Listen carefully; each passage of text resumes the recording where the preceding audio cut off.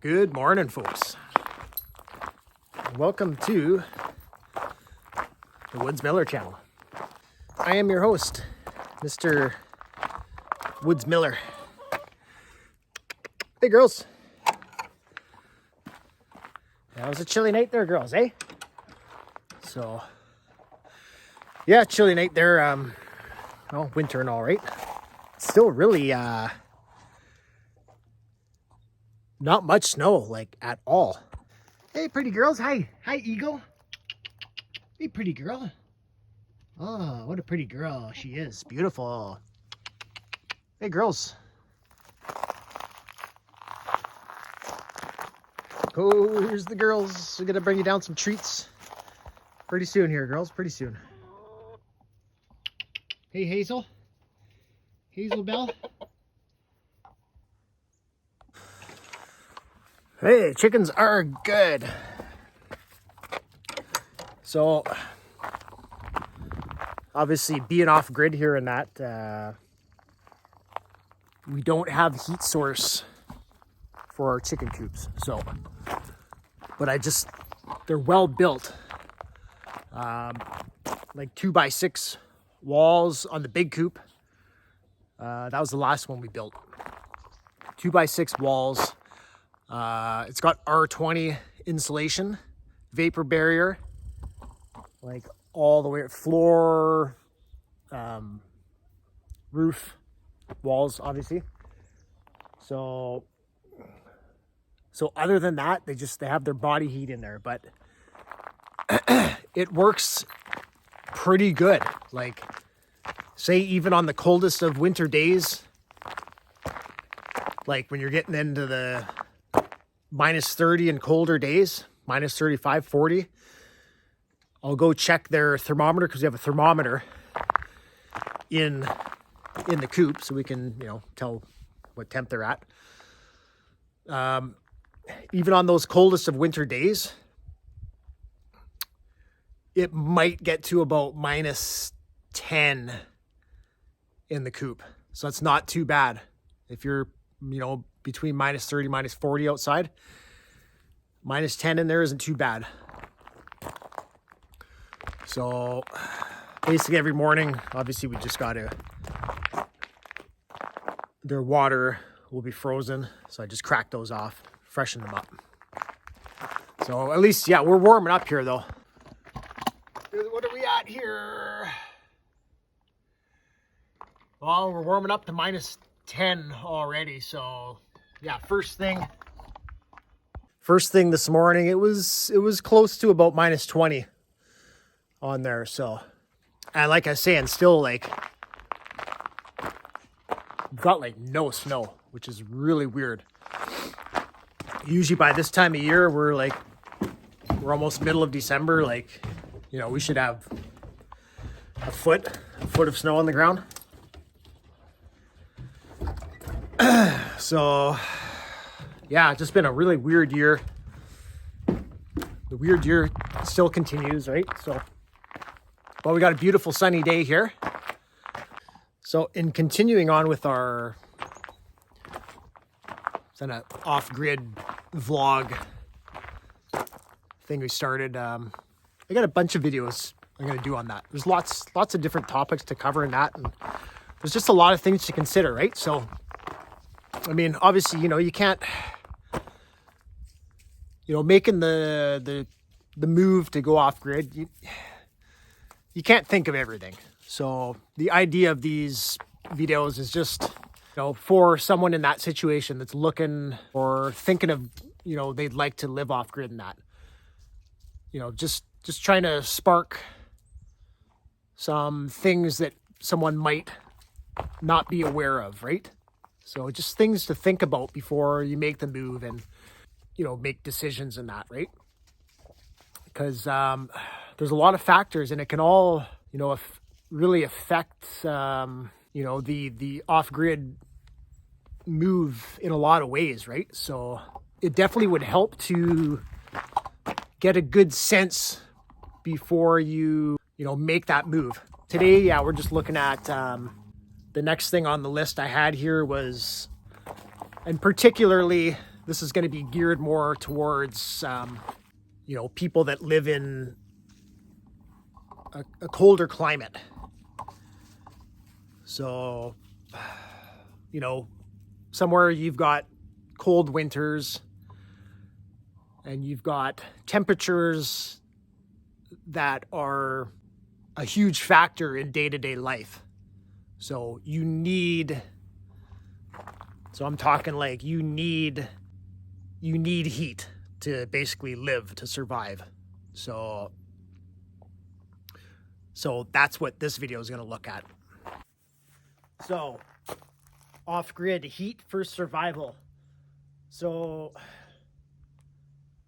our setup here is we are 100% wood heat. So I've mentioned it in some previous videos.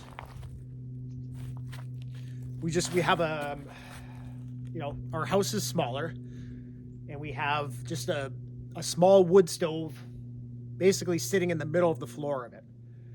We have a loft bedroom. The house is small, like I said. It's probably just under 700 square feet. It's got a loft bedroom, so it heats easy. We've got no basement, anything like that, right? So it's a very good option for our layout of house, and it's very simple, right? It's simple maintenance. It's, say, upfront cost is out of any other source of heating, a home. You're not going to beat this simple setup of a small wood stove with a pipe going out your roof. It can't be beat for minimal upfront cost and minimal maintenance. As long as you're burning dry wood, like I sweep our chimney once a year. So it's very little maintenance, like I said.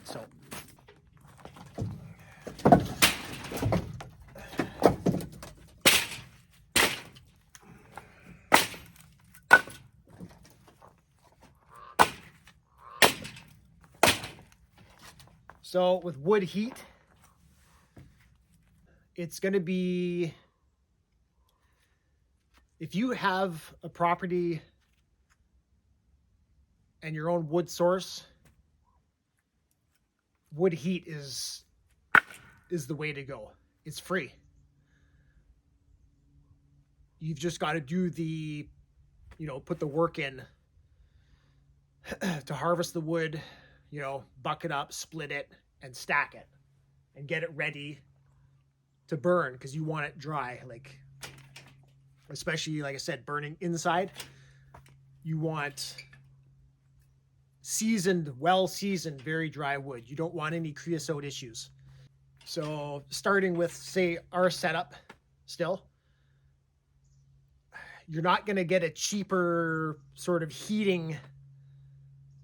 a way to heat your off-grid dwelling in a cold environment as you are with our setup. It's the cheapest way you're going to go. Efficiency, it's very efficient. So say we burn, out of 12 months a year, we burn about 9 months a year. Probably about 7 months of that, I would say, is like full-time daily burning. For sure, 7 months. And then an additional 2 months would be sort of the fringes of early spring and late summer. There's about 2 months where, depending on, the type of weather we're having, the weather situation, fluctuations in temperatures, that'll sort of factor in for those 2 months how much is burned. But those 2 months would be particularly sort of like a sporadic burning, maybe once a day, maybe once every few days, depending, right? So 9 months out of 12, we're burning. So we've got free wood. We have free heat. So huge savings in money. So generally with off-grid living, I mean, if you want to go the cheapest route, chickens are going nuts. You don't want to be heating, and I've said this on other videos too, like fossil fuels, gas, propane, natural gas, diesel, whatever. You want to be relying on that stuff and using that as little as possible. Fossil fuels is not a cheap way for energy. It is not. There's no other way about it. It's friggin' expensive. And it's also, you got to rely on others for it. So if you can get away from that, the whole idea of being off grid is to be self-sustaining, self-sufficient, right? So the more reliant you are on outside, whatever, like companies, whether it be like outside energy companies, anything like that, then the more dependent you are. So you're not truly really living as free as you could. So I know, like for me, ideally, we're not there yet. Obviously, you see this propane tank behind me. And I've mentioned our gasoline generator, that we have to use because our solar isn't built up big enough to meet our energy wants. So, but we're going to get there eventually. So maybe you can't start at where you want to ideally be, but you can get there. So, and we will get there. But, speaking to this video, we're just talking about heat today. You don't want to be burning gas for heat. You don't want to be burning, like I said, you don't want to be burning gas for energy. It's going to cost you, right? It's just going to always be a cost, a big cost, right? So you want to use it sparingly, as little as possible. So we don't heat with gas. We have gas here, but we don't use it to produce heat. And for what we do use the gas here, eventually it will be eliminated. The gas will be eliminated, and we're just going to have, our solar system set up how we want. So it's going to be able to run everything that we want to be able to run. And then very sparingly, maybe have a generator just as backup. It's just good to have in case an issue does arise and you got to get batteries charged, or if there's a tool or a high capacity power tool that you don't use often, but might drain your system too much, just very minimal, something like that.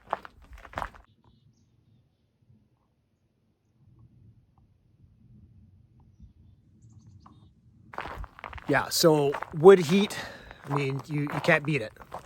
So if I had to start somewhere, sort of going on the easiest to set up and the cheapest route sort of to get going, sort of least amount of maintenance, and if you have your own wood source, you got free heat. So like I said, you can't beat just straight up indoor wood stove. Okay, next, we'd probably go, again, we'll stay with wood heat.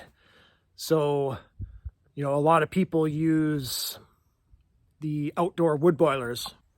I've never had one. A lot of people use them. A lot of people like them. Some people don't like them. I've heard sort of yin and yang sides to them.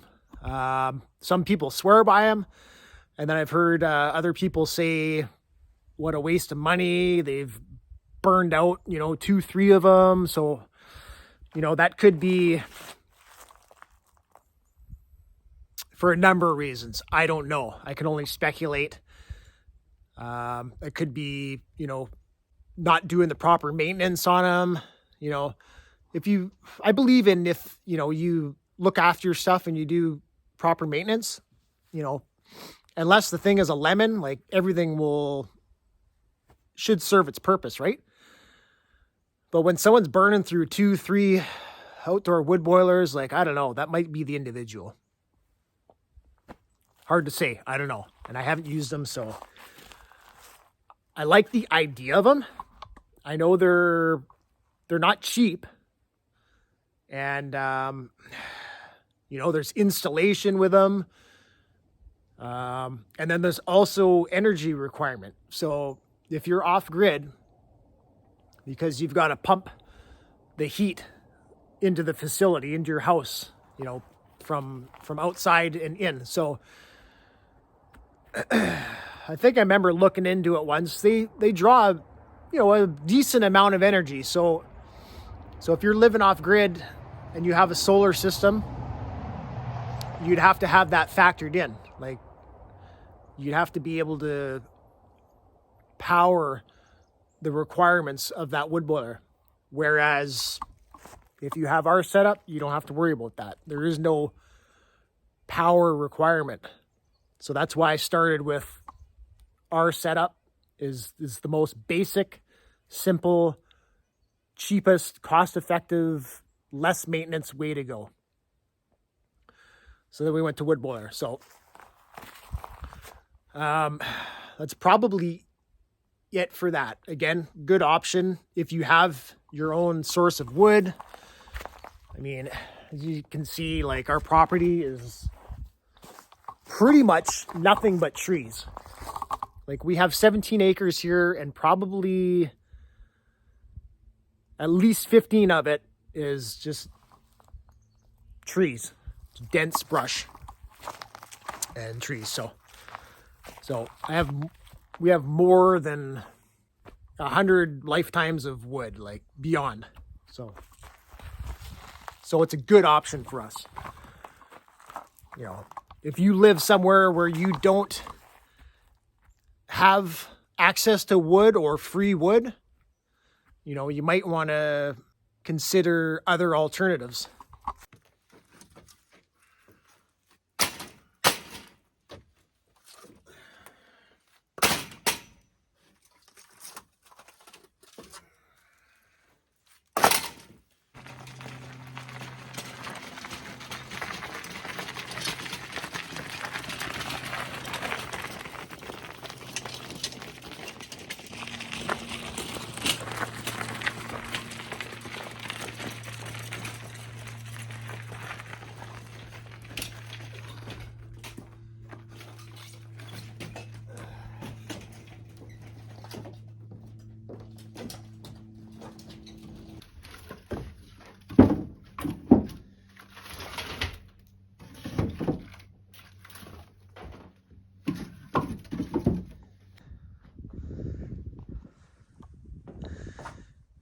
So another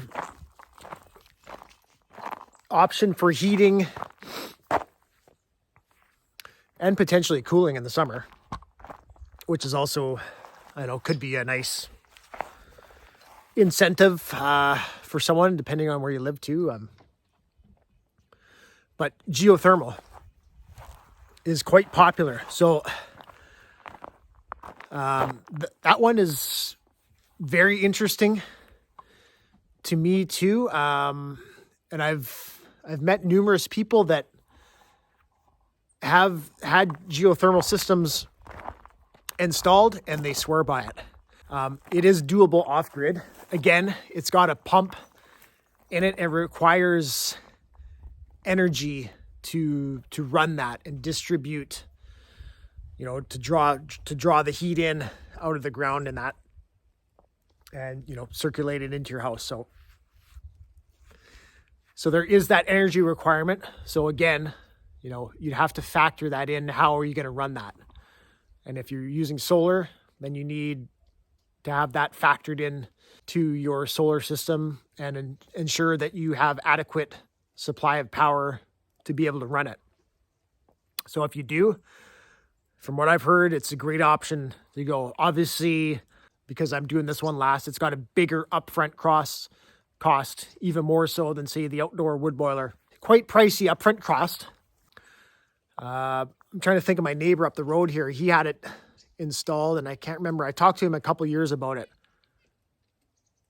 I think it was between 30 and 40,000 maybe to get it installed. And then that's it. So you have the upfront cost, but you don't have the ongoing bill, right? That you're paying the rest of your life. Like as if, like I mentioned, as if you're burning fossil fuels or, something like that. Ideally, you don't want to rely on outside sources of energy, right? So it's one thing or paying up front for like infrastructure or some sort of unit that is going to allow you to live sustainably and not dependent on outside sources bringing their fuel to you. So it's harder for people to do, for sure, right? The big chunks of money to do that stuff. That's why I haven't, upped our solar yet. I haven't had the money to do it. I've created numerous solar setups. I have them all down on paper, ready to go, but just the money is not there, right? So hopefully, once I'm financially ready to do it, well, you know what? I've already have my systems planned out. I've already done all the planning for that. So obviously when it comes time, I would update it because most of the systems I've planned, I've planned them, a year to 2 years ago. So before I would actually go spend the money and get the components, I would research everything because stuff changes so fast with solar, right? It's just evolving so quickly. The components are getting better, cheaper. They can do this, they can do that. So I would relook at that. But I already know our, energy requirements, what size of battery bank we want, basically the voltage of system we want to run, where we want to have our panels in our yard, right? What is the most sort of sunlight in our immediate yard by the house, because we want to be by the house. I can't have it too far away. It's right where the chickens are, so. So I've already told the chickens, sorry girls, but we're going to have to probably shift you out of the way at some point.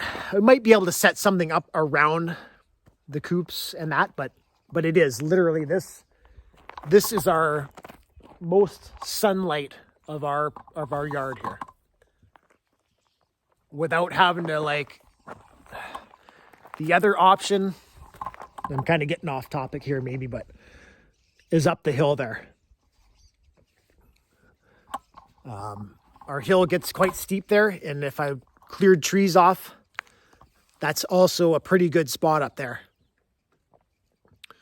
So down here is the least amount of clearing and would be sort of the easiest approach. The hill is quite steep, so to do it over there would be a bunch more work, but either one of those, and they're about the same distance away, so either one of those is a good option. So anyway, folks, like I'm saying, there's a few options there for you. Like I started out with the most simple, the least amount of money up front, and potentially free for you for life, as long as you have the wood supply around. So number one, wood stove inside, preferably just straight piped out. And that's about as financially the easiest, cheapest way to go. And not much maintenance. Like I said, sweeping the chimney if you're burning dry wood once, twice a year is plenty. Second option I was mentioning, the outdoor wood boiler. A good option. An upfront cost, obviously, for the structure and then the installation too. But again, potentially you have a free, in the long run, a free heat source if you're burning, wood off of your land, your property. So, and that's a good option. And then we went to geothermal. If you have the money for the upfront cost, which is, it's a decent chunk of money, but an excellent option if you have the means to get that installed, and you got the upfront cost, but you've got free heating and cooling in the summers, or free heating in the winter and cooling, if you like, in the summers. It works both ways. And basically free heating and cooling, besides the initial cost of it. So free heating and cooling, for the rest of your days living, at your off-grid paradise. So like I was saying, but both of those, the outdoor wood boiler and geothermal, like I said, they both require a power source to pump them, to pump the heat and that. So, and it's a decent enough amount of power that you would have to factor it in if you're living off grid and you have solar. It's gonna have, a substantial enough requirement there that needs to be factored in. So you'd either have to, these videos are geared towards someone that's not there yet. So in that being said, that's why you want to think of that before you build your energy system, your solar system. You need to know your energy requirements for what you're going to run your solar paradise with. All right, folks. Hopefully there should be some information there of, value to someone out there, and, food for thought, things to consider, right? The more sort of heads up or pre-planning before you make the move to go off grid, it doesn't hurt you for sure. Like I was saying, especially if you want to do solar, because ideally, solar, it's a lot of different components, and it is something that you can build up and add on to, but ideally you don't want to rely too much on that. And there is kind of restrictions with, especially with battery banks. They're kind of particular, so you kind of want to have it set up kind of off the go, because with battery banks, sort of the rule of thumb is you don't want to be mix matching batteries, and also you don't want to be adding new batteries to old battery banks. And I think the rule of thumb usually is about a year or so.